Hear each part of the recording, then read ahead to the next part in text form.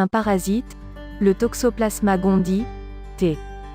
gondii, transmis par les chats, peut conduire à la schizophrénie, selon une vaste étude de chercheurs danois publiée dans Brain, Behavior and Immunity. Tout d'abord, qu'est-ce que Toxoplasma gondii? Toxoplasma gondii est un parasite qui provoque une infection appelée toxoplasmose. Le parasite est répandu dans le monde entier et il semblerait qu'un tiers de la population mondiale en est infecté. Peu de personnes infectées présentent des symptômes, car un système immunitaire en bonne santé peut le combattre, mais il peut avoir des effets similaires à ceux de la grippe. Cependant, il peut causer des complications plus graves chez les femmes enceintes et les personnes dont le système immunitaire est affaibli comme les personnes porteuses du VIH. La toxoplasmose peut être contractée par le chat qui s'infecte en mangeant de la viande contaminée ou tout simplement en chassant des oiseaux, des souris ou des rats.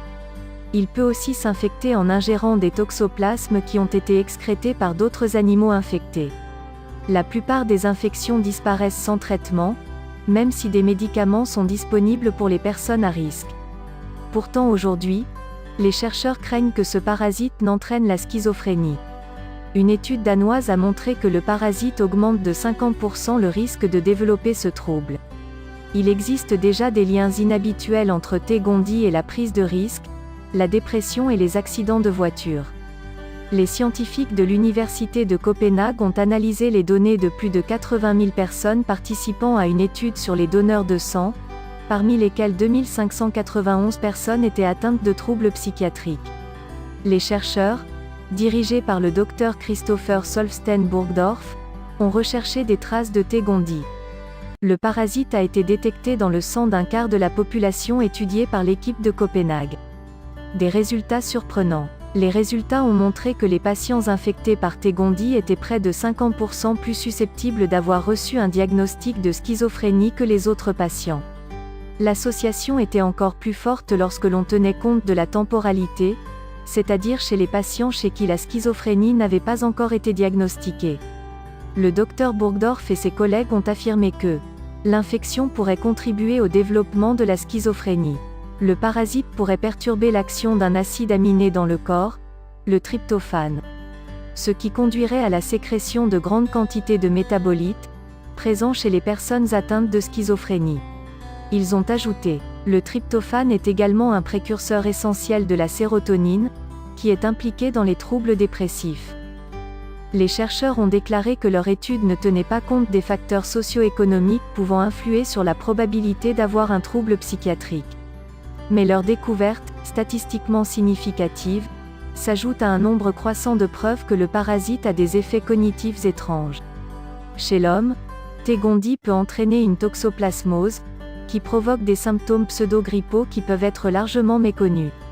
Selon certaines études, les femmes enceintes qui ingèrent le parasite en début et pendant la grossesse, et qui ne sont pas immunisées, c'est-à-dire qu'elles n'ont jamais contracté la toxoplasmose, peuvent subir une fausse couche.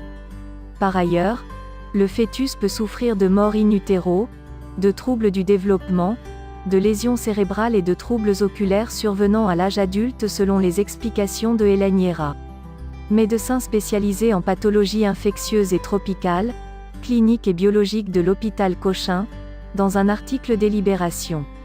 Heureusement, la prévention systématique de la toxoplasmose en cas de grossesse, un suivi régulier et des mesures d'hygiène permettent d'éviter la contraction de ce parasite. Inutile d'avoir peur de votre chat.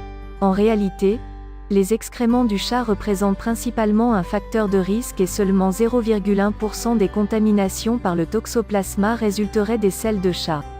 Un chat qui a toujours été élevé dans un appartement, qui ne sort pas et mange des croquettes n'a quasiment aucun risque d'être porteur du parasite. Pour les autres, des mesures d'hygiène simples permettent d'éviter toute contamination par le chat. Changez la litière de votre chat tous les jours et utilisez des gants. Placez la litière loin du lieu de préparation des repas.